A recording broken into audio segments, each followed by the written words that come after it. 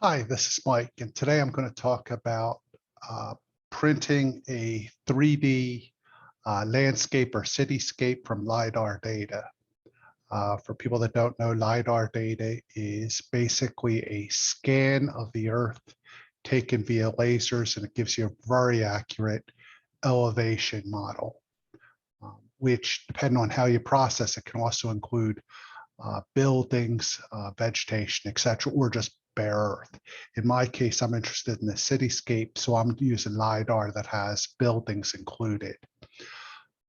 So in order to get things started, I'm going to go ahead and share my screen. And let's go over. And the first piece of software we need, and we need two pieces of software, are QGIS. QGIS is a free and open source geographic information system software. Geographic information systems is basically it's tying map data and location data to a database. If you've ever used Google Maps and used it for street directions, you've used a very limited GIS. As can be noted here on the QGIS homepage, QGIS will run on Windows, Mac, Linux, and mobile devices. In our case, the other tool we need along with QGIS is called LASTools. LASTools only runs on Windows. So in our case, we're going to download and install the Windows installer, and I'm just going to use the standalone installer for QGIS. And since I'm running a Mac, I've gone ahead and fired up a virtual machine running Windows. So I'm going to go ahead and save the executable. And then I'll go over here in Windows, and I'll go ahead and install QGIS. So once I have QGIS installed, I can go down here to the Start menu and fire up QGIS Desktop. I'm going to point out that since I'm running a VM, QGIS is going to run fairly slowly for me. And I'm just going to put up with that because it's really not worth worrying about. So as that's starting up, the other thing I need to do is download the LASTools. So I'm going to go ahead and download LASTools. And then once I have that zip downloaded, I'm going to extract it in Windows. And in my case, I put it under the C drive under LASTools. And I'll need to make note of that for once I have QGIS. So in order to set up my QGIS environment, we're going to go to Plugins and Manage and Install Plugins. Now, this should be checking online for various extension repositories for QGIS. Now, as this is working, and as I mentioned, it will be a little slow, the extension I need is LASTools. So I'm just going to search for LASTools. In my case, I already have it installed. So I just want to basically, there'll be an option here to install plugins. I want to go ahead and do that. So once I've installed it, I want to go over here to Settings and Options. And I'll have all these steps either in the notes for this video or on my website. I want to go to Providers, LASTools, and I want to make sure it's active. I want to make sure that the LASTools folder is pointed at wherever I've installed it. So I've installed this on the C drive.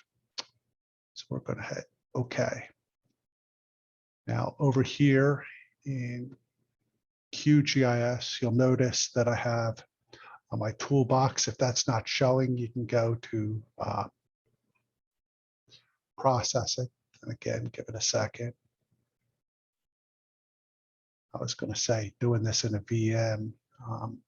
The processing actually is pretty quick. It's just I found that things just seem to take a little bit. So if the toolbox isn't showing here and it doesn't show LASTools, just go to Processing and click Toolbox. Okay, so my QGIS environment's all set up. Next, I'm going to go back over here and I'm going to use the LiDAR Explorer from the USGS because I'm interested in printing a cityscape from Philadelphia. So I'm going to go over here and zoom in.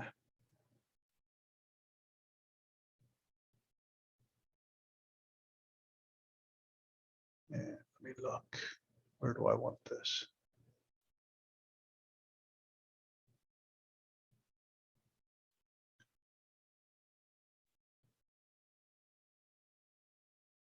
Okay.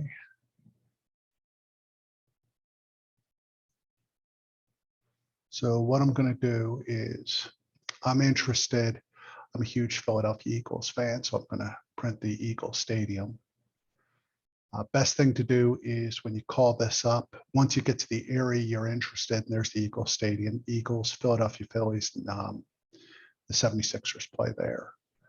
So I want to turn on the imagery, and I can also turn on imagery with Topo, which will give you names of streets and whatnot. So you might want to use that version instead of just plain imagery. So there I have I-95, so I know I'm in the right location. Now, first thing I want to do, since I have my area of interest, is I want to show where LiDAR is available. And so I can see LiDAR is available in this area. It's all in green. So I'm going to click this button. And click here and draw a square. So it shows downloadable products in this area of interest. There's DEMs and LiDAR. DEMs are just plain elevation models. I actually want the LiDAR because that'll include the buildings.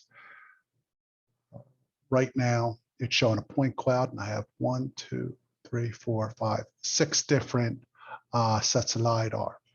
So what I'm going to do is run my cursor over this, and it looks like this tile right here has the stadiums that I'm interested in. Now I'm going to point out I've tried downloading all of these tiles and then merged them together, but I found LASTools is not totally free.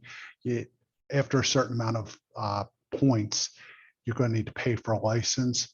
And so right now I'm sticking to one tile. So here's the tile I want. So I'm going to go ahead, click on this and download this tile. Okay, so that's downloading. And there's 2 formats you can download, LAS or LAZ. LAZ is like a compressed format. You should be able to use either one.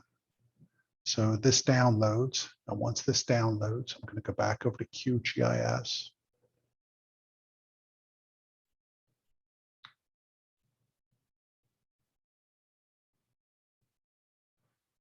And again, this is going to be a little slow.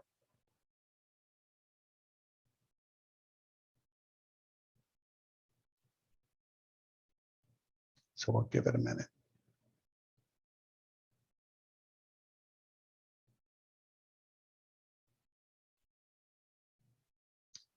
And I know the last 4 digits of the one I want are this 4416. So I'm just going to drag it over and drop it here. Here's the LiDAR data. And the LiDAR data is represented by millions of little points. These little points each represent an elevation. In the case of this LiDAR, it's actually classified. So it tells me what everything stands for here. So some of this is color coded. The brown is ground. Gray is listed as unclassified, but in a lot of cases I can tell that's buildings. Blue is water. And it looks like this dark blue here should be roads. Oh, bridge deck. So this is an elevated road, or at least that's what it's thinking of this. So once I have this, I just want to go to LASTools. And I want to convert this to a digital elevation model, which is basically an image. And the image is one step away from what we need. So I want to do LAS to DEM. So I want to double click that.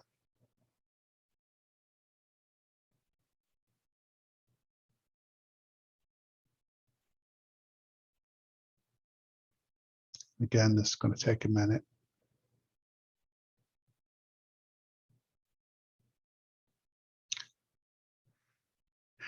And I'm going to go ahead and run this as a 64-bit executable, so it runs a little quicker. I'm going to scroll down here, expand this out. So there's the 4416 LAZ. So we want to select that. I want to scroll down here and I want to select an output file. Now, I noticed here, I have several files already named. The best thing I found you could do is always name this something new. Don't reuse a file name. I found that it just seems to be, so I'm going to call this Philly Stadiums 2.tif.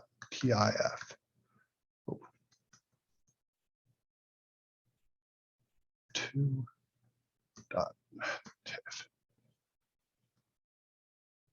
So let's save. I'm going to head ahead and run it. And this will take a couple minutes to run. Usually it's not that bad, even running it inside the VM. It's fairly quick considering how much data it's processing.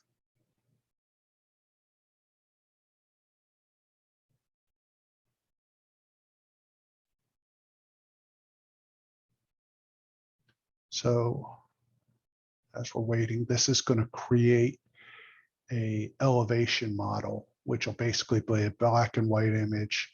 The darker the color, the lower the elevation is, the lighter the color, the higher the elevation.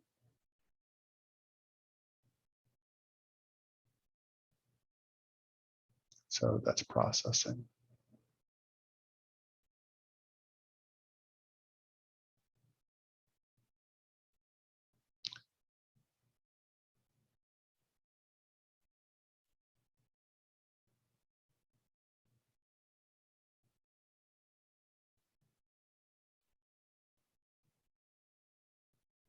Okay, so that just finished. So I'm going to close this. Go up here and turn this off. I'm just going to drag this Philly 2 and drop it in here. As I mentioned, the low elevations are darker, light elevations are higher. If I go over here, one thing I want to look at is, so this is saying this is about 2 meters below sea level, and this is saying about 92 meters above sea level here.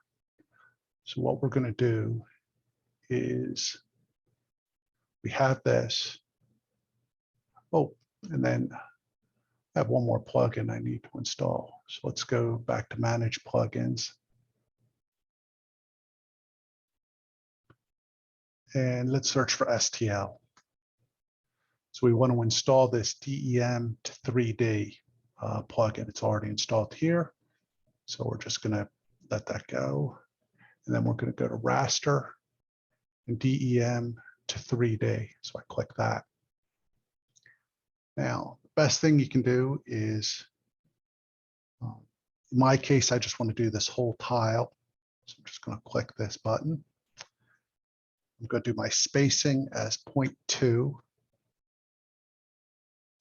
So let's do that again, 0.2. I'm going to do the width as 200 millimeters. That's the fit of my bed. I'm going to leave the scale as is. And because I want the elevations to pop a little bit, I'm going to put a vertical exaggeration of 2 in here. And then lastly, down here for the height, this is where it's going to start the model height at. I want to start at 0. And let's go ahead and export to STL. This again will take a couple minutes. So that's Philly model .stl, and let's go ahead and put that somewhere where I can find it. I'm going to save it to this folder. I'm going to export the STL, and that'll take a couple minutes.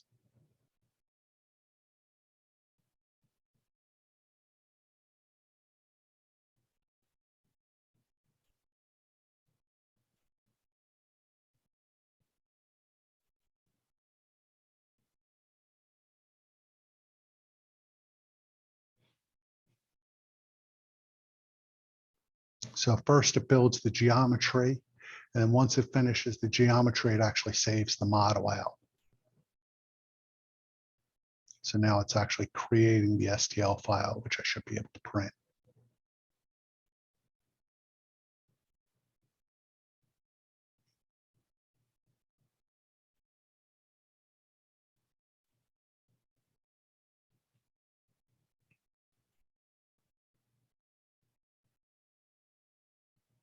As I said, it's really not that bad, and it's pretty quick. I'm willing to bet if you did this on a little bit more powerful machine outside of a VM, it'd be even quicker.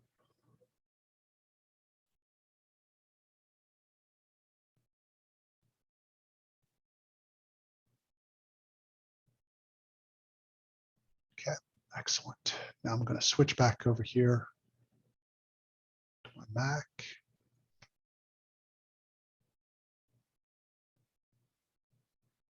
And there's my Philly Stadiums 2 model. I'll double click on that, and that's going to open up in Cura.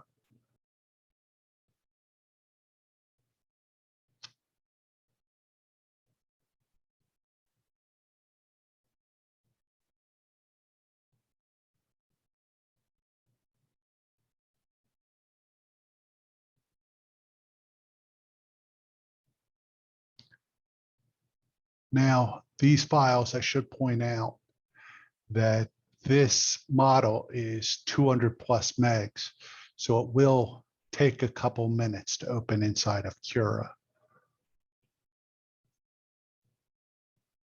It is not fast.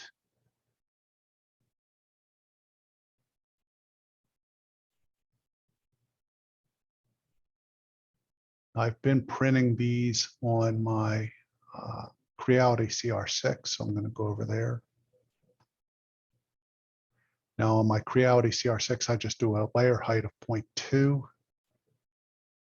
And then the other big thing I've done here is I'm doing an infill of 15%. I'm willing to bet I could get away with, I'd get away with 10%.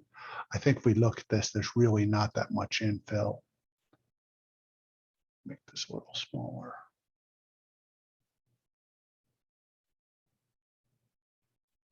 Okay.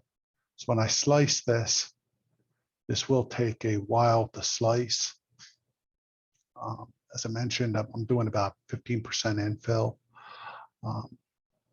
This model here, when I printed it, took about 22 hours. Now I want to point out a couple issues with it. This is just inherent to the LiDAR data. You'll notice these lines here. This is artifacts from the LiDAR data. I probably could go through and clean this up, but I decided I think they're actually flight lines, but I decided not to bother with it.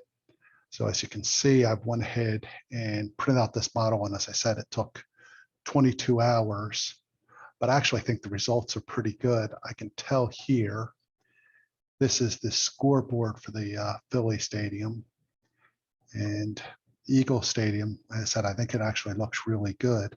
Something else pretty neat, show this here. If you notice down here, these lines, these are actually naval ships. This section here is the naval yard in Philadelphia.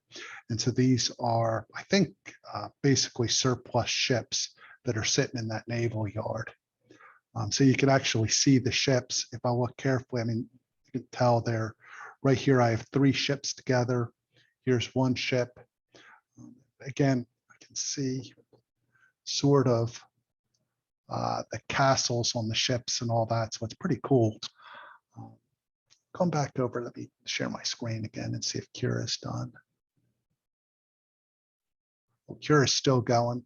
As I said, this took me about 10 or 15 minutes to actually process this in Cura.